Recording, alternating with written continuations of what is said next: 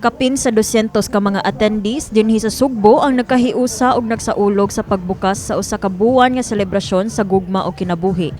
Gibuksan ni atong Sabado, Hunyo 1 ang Cebu Pride Month.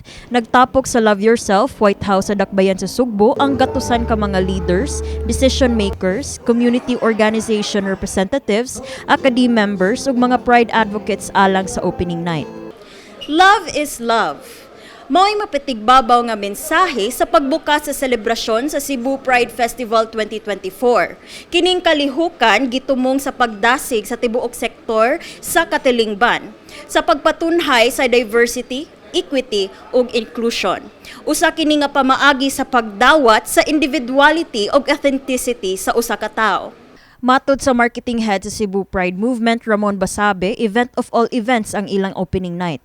Mihatag kini og kahigayunan sa mga entrepreneur sa Sugbo pinaagi sa pagbutang sa ilang mga food stalls ug freebies, duna say mga kalingawan nga giandam sama sa DJ nga nag-live mix, mga drag queen performances ug uban pa.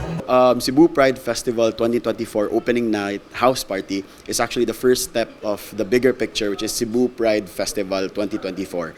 So CPF 2024 is an event of events of pride activities that involve multiple sectors in the community, from private institutions, community groups, the academe, and the different organizations that support Pride and our allies.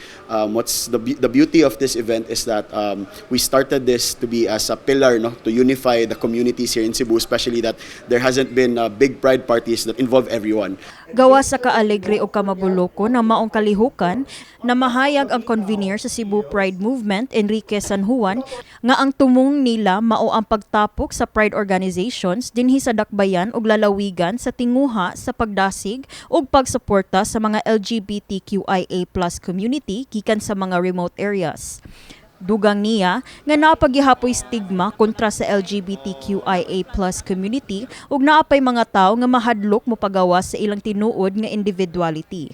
The urban setting that it's more accessible already for the members of the LGBTQIA to get opportunities in the workplace, maybe even start their own businesses. But if you go outside a little bit of the metropolitan, the climate or the environment there is very different, right? It's a little bit rather more conservative, it's heavy on the patriarchal structures, and it's not as inclusive and equitable.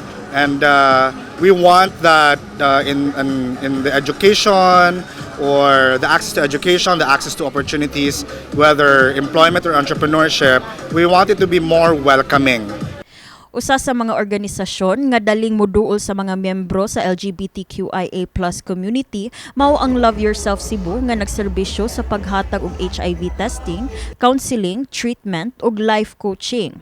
Gihulagway sa mga ningtambong sa maong kalihukan nga dinhi sa Dakbayan sa Sugbo, makita og masinati ang tinuuray nga inclusivity ug sa pagdawat sa mga miyembro sa LGBTQIA+ community. It's important to acknowledge this event because as a barangay with so many constituents, we have people from different sectors, especially from the LGBTQ. So it's really important to show support for us so that we can have people from different sectors supporting this Cebu Pride Festival. Kini si Elaiza Penaranda alang sa My TV Cebu.